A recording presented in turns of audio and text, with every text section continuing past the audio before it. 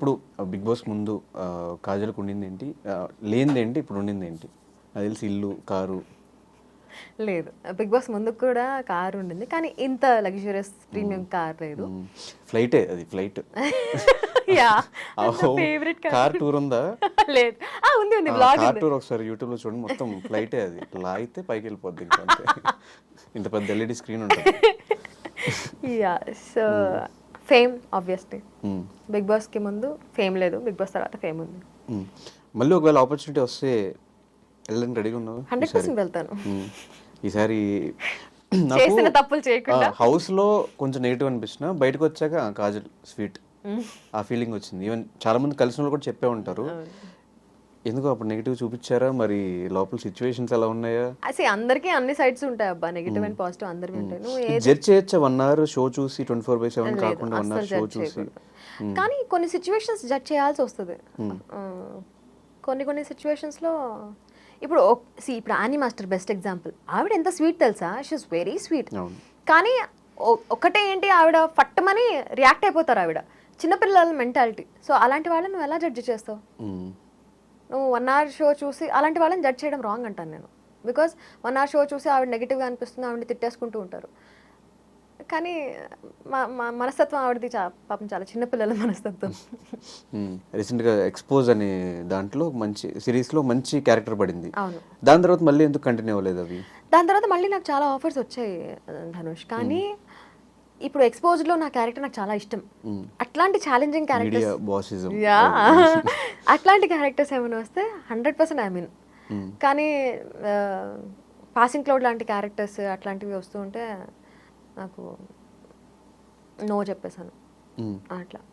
అంటే ఇప్పుడు ఆల్మోస్ట్ ఒక 20 years దగ్గరగా, అంటే 3 years ఇంకా ఇంత జర్నీ తర్వాత ఇప్పుడు ఫేమ్ కోసం ఇంకా స్టిల్ చూస్తున్నావా? లేదంటే ఒక డబ్బుల కోసం, ఇప్పుడు డబ్బులు ఉంటే సరిపోతే ఇంకేమో అవసరం లేదు, ఫేమ్ ఆల్రెడీ వచ్చింది, ఈ ఇదిలో ఉన్నావా?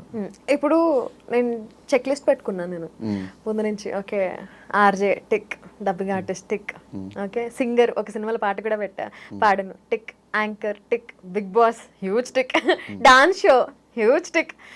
ఇప్పుడు నాకు అలా టిక్ పెట్టుకోవాల్సింది ఎక్స్పోజర్తో నా యాక్టింగ్ టిక్ కొంచెం అయినట్టే, బట్ మూవీస్లో కనిపించాలి అనేది నెక్స్ట్ నా టార్గెట్. సో నేను ఎప్పుడూ ఇట్లా ఒక చెక్ లిస్ట్ పెట్టుకొని, okay next this is my goal, this is my ambition అని పెట్టుకొని ఐ వర్క్ టువర్డ్స్ దాట్. అలాంటిది ఏం లేకపోతే I don't think I can survive. నాకు ఏదో ఒకటి ఉండాలి. అట్లాంటి ఒక గోల్ సెట్ చేసుకొని దాని వైపు పరుగులు తీయాలి. ఐ కెనాట్ సిట్ ఐడిల్ అట్లా. అండ్ ఈ ట్రిప్స్, టూర్స్ రీసెంట్ టైమ్స్ మరీ ఎక్కువైపోయినాయి. అవును, ఎందుకంటే ఇవి కూడా నేను పెట్టుకున్నాను అనమాట. US tick, Dubai tick, Australia tick, ఇంకేమున్నాయి, థాయిలాండ్ ఫ్యామిలీతో వెళ్ళాను, థాయిలాండ్ అయిపోయింది, శ్రీలంక టిక్. అండ్ నెక్స్ట్ నా లిస్ట్లో ఉన్నది జపాన్, సౌత్ కొరియా, చైనా కూడా. China obviously, China is a beautiful country, చూడొచ్చు హ్యాపీగా. చూడండి కానీ ఏం తీసుకురాకండి. బహ్రెయిన్, జింబాబ్వే, ఇట్లా ఇంకా మొత్తం ఆల్ ఓవర్ వరల్డ్ చూడాలి అనేది ఉన్నాయి. ఇంకా సో టిక్స్ పెట్టుకోవాల్సినవి ఇంకా చాలా ఉన్నాయి. సింగర్ కాజల్ కూడా టిక్ పెట్టేసుకోలేము. పెట్టుకున్నాగా, చెప్పాగా, వినలేదా ఫ్లోలో? ఒక సినిమాలో పాడాను నేను, హేమచంద్ర మ్యూజిక్ డైరెక్షన్ లో. యా, పెట్టేసుకున్నాను. కానీ మేమందరం చూసింది శ్రీదేవి రామకం. Yeah, thanks to director Pradeep garu, thank you so much అండి. సో ఫైనల్గా బిగ్ బాస్ టాపిక్ మీద ఒక ఆర్జేగా, ఒక యాంకర్గా, ఒక హోస్ట్గా, అంటే RJ is complete different, host is complete different, ఒక వీజేగా ఎలా చెప్తావు? ఆర్జే మానసి కొన్ని సంవత్సరాలు అయింది కాబట్టి ఇప్పుడు అడుగుతున్నాను, గుర్తుందా లేదా అంటే రూట్స్ మర్చిపోవాలి. రూట్స్ మర్చిపోము.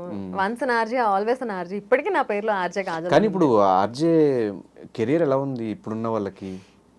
ఇప్పుడున్న వాళ్ళకి చేస్తున్నారు, ఎఫ్ఎం స్టిల్ నడుస్తున్నాయి, వాటికి యాడ్స్ వస్తున్నాయి, రెవెన్యూ చూస్తున్నారు. అంటే వింటున్నారా స్టిల్ జనాలు? నేనైతే వినట్లేదు, నువ్వు వింటున్నావా? నేను వినట్లేదు. మీరు వింటున్నారా? కింద కమెంట్ చేయండి. కార్లో వెళ్ళినా కూడా మనం బ్లూటూత్ కనెక్ట్ చేసుకుని ఏ స్పాటిఫై, ఏ యాపిల్, యూట్యూబ్ మ్యూజిక్ వింటున్నామే తప్ప. మీరున్నప్పుడు, మీరు చైతు, నువ్వు మీరందరూ చేస్తున్నప్పుడు కొంచెం బాగా ఇది ఉండేది. చైతు ఇప్పటికీ చేస్తున్నాడు. ఆర్జింగ్ స్టైల్లో చెప్పమంటావు. Hello, good morning, Hyderabad. మీరు వింటున్నారు కాదు చూస్తున్నారు, వినడంతో పాటు ధనుష్ తో పాటు ఆర్జే కాజల్ ని. మరి ఆర్జే కాజల్ ఆర్జే లాగా బిగ్ బాస్ గురించి ఏం మాట్లాడుతుందంటే ఏం చెప్పాలండి. బిగ్ బాస్ అయితే ఒక మంచి షో, నాకు చిన్నప్పటి నుంచి బాగా ఇష్టమైన షో. హిందీలో చూసాను, తమిళ, కన్నడ, ఈ అదర్ లాంగ్వేజెస్ నేనైతే చూడలేదు. కానీ అందరూ అలా అనుకుంటున్నారు. బట్ అలా అనుకోవడంలో తప్పు కూడా లేదు. ఎందుకంటే నేను ఆడిన విధానం చూసి అందరూ స్ట్రాటజీ క్వీన్ అని పేరు పెట్టేశారు. అండ్ ఆ పేర్లలో నాకు నెగిటివిటీ వచ్చిందా, పాజిటివిటీ వచ్చిందా అంటే నేనైతే ఏం చెప్పను. ఎందుకంటే ఎండ్ ఆఫ్ ద డే నాకు పాపులారిటీ అయితే వచ్చింది కదా. ఇంకా ఆర్జే గురించి, ఇంకా ఆర్జే స్టైల్లో బిగ్ బాస్ గురించి చెప్పాలంటే నాకు ఇంకేం చెప్పాలో అర్థం కావట్లేదు. కాబట్టి ఇక్కడ ఆపేద్దాం అనుకుంటున్నాను. సో రావట్లేదు ఓకే. సో ఇప్పుడు ఒక 3 ఫ్రెండ్స్, వీళ్ళు నా లైఫ్లో ఒక బెస్ట్ ఫ్రెండ్స్ అనుకునే వాళ్ళు ఎవరున్నారు? బిగ్ బాస్ లో వాళ్ళైనా బయట వాళ్ళు బిగ్ బాస్ వాళ్ళు? ఫస్ట్ కమ్స్ మా చిన్నక్క. చిన్నప్పటి నుంచి నా బెస్ట్ ఫ్రెండ్ మా అక్క. So she is my first best friend. తర్వాత లిప్సిక, నా అమేజింగ్ బెస్ట్ ఫ్రెండ్. తర్వాత సిరి, ఆ తర్వాత హమీదా, ఇంకా ఎవరున్నారు, నీరజ. ఈ ముగ్గురులో కూడా మానస్, సన్నీ ఇద్దరు లేరు. మానస్, సన్నీ బిగ్ బాస్ లో ఫ్రెండ్స్ వాళ్ళు. ఇప్పుడు బయట టచ్ లో ఉంటే, నువ్వు ఎవ్రీడే టచ్ లో ఉండి every day to day life లో ఏం జరుగుతుందో చెప్పుకునే వాళ్ళే కదా బెస్ట్ ఫ్రెండ్. నువ్వు గంటలు ఇప్పుడు నా కాల్ లిస్ట్ చూడు, సిరి ఉంటుంది, హమీదా ఉంటుంది, పక్క లిప్సిక ఉంటుంది. వీళ్ళు ముగ్గురు పక్కా ఉంటారు. ఇంకేం చెప్పాలి నేను? ఎవ్రీడే మాట్లాడితేనే కదా. సో నెక్స్ట్ ప్రాజెక్ట్స్ ఏంటి, నెక్స్ట్ ప్లాన్స్ ఏంటి? ఒక్కటి అడగకు, నేను చెప్పను బ్రదర్. ఎందుకు చెప్పుకుంటావు బ్రదర్? కమింగ్ అప్ కాజల్ ఇంకెలా చూడొచ్చు అని ఇన్ని చెప్పాను కదా. సో మూవీస్ లో ఇంకా యాక్టింగ్ కెరియర్ ఇంకా కొంచెం డెవలప్ చేసుకోవాలనుకుంటున్నాను. I see my future there. So ఇంకా యాక్టింగ్ బాగా చేయాలి, యాక్టింగ్ ప్రాజెక్ట్స్ సంపాదించాలి అనుకుంటున్నాను. ఎవరు favourite actor? Junior NTR, Allu Arjun, Ram Charan. Okay, interviews చేస్తున్నావు కాబట్టి ఎవరు బెస్ట్ గెస్ట్ నువ్వు చేసిన? Aishwarya Rai. Oh my God, she is so sweet. ఎంత స్వీట్ అంటే మిస్ వరల్డ్ అన్ని ఇండస్ట్రీస్లో పనిచేసింది, ఇంటర్నేషనల్గా కూడా వర్క్ చేస్తుంది. బట్ అస్సలు ఎంత డౌన్ టు ఎర్త్ అంటే she treated me so well and she is just the best.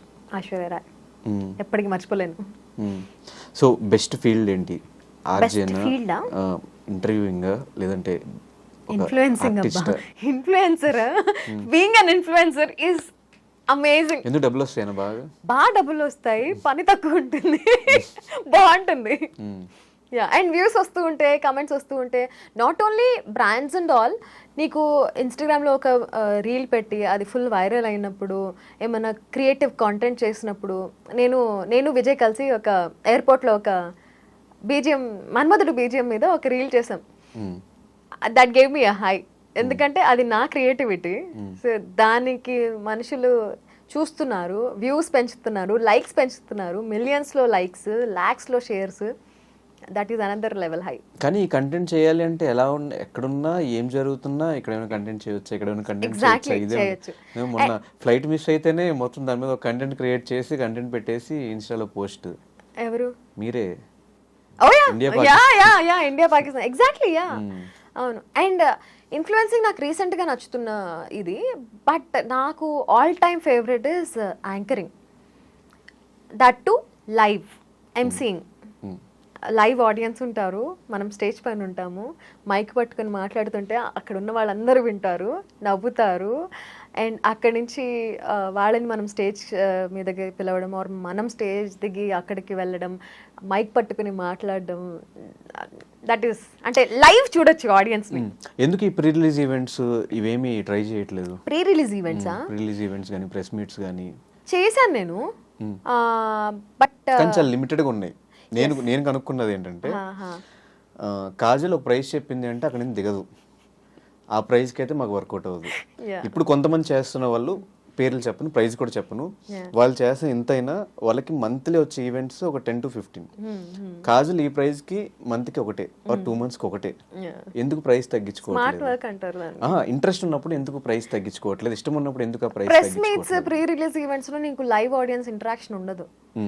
ఇప్పుడు లైవ్ ఇంటరాక్షన్ కదా మొత్తం. థియేటర్స్ లో, ఏఎంబీస్ లోనే పెడుతున్నారు ప్రెస్ మీట్స్ అంతా, ఆడియన్స్ అందరిని పిలుస్తున్నారు, గ్యాదరింగ్స్ అవుతున్నాయి. బట్ సి ఎంత ఇంట్రెస్ట్ ఉన్నా, ఎంత కిక్ వచ్చే జాబ్ అయినా, if there is no fuel in it మనకి ఎక్కడ అదే చెప్తున్నా, Yeah. మంత్కి 10 ఈవెంట్స్ వచ్చినప్పుడు 10 ఈవెంట్స్కి కలిపి ఏదైతే నీకు ఒక ఈవెంట్కి వస్తున్న ప్రైస్కి 3 times అని ఎక్స్ట్రా వస్తుంది కదా, వై డోంట్ యూ ట్రై అని. ఎందుకు వస్తుంది? నేను ఒక ఈవెంట్కి నేను తీసుకుంటున్న అమౌంట్ 10 ఈవెంట్లు చేస్తే వస్తున్న అమౌంట్ ఈక్వల్ ఉన్నప్పుడు నేను ఒక ఈవెంట్ చేసి నేను ఆ అమౌంట్ తీసుకుంటాను. కానీ ఈక్వల్ కాదు, కొంచెం డబులే ఉంటుంది. దేంది? ఎక్కువ Budget ఈవెంట్స్ wise. చేస్తేనా? ఎక్కువ ఈవెంట్స్ చేస్తే ఏమో నేను ఆ టైంని ఇక్కడ ఇన్ఫ్లుయెన్సింగ్ దాంట్లో కేటాయిస్తే ఇంకా ఎక్కువ సంపాదించుకుంటాను కదా. అయితే ఇప్పుడు డబ్బుల కోసం ఉన్నట్టే కదా. See what ever you call it, నాకు రెండు ఉండాలి, వర్క్ సాటిస్ఫాక్షన్ ఉండాలి అండ్ డబ్బులు కూడా ఉండాలి.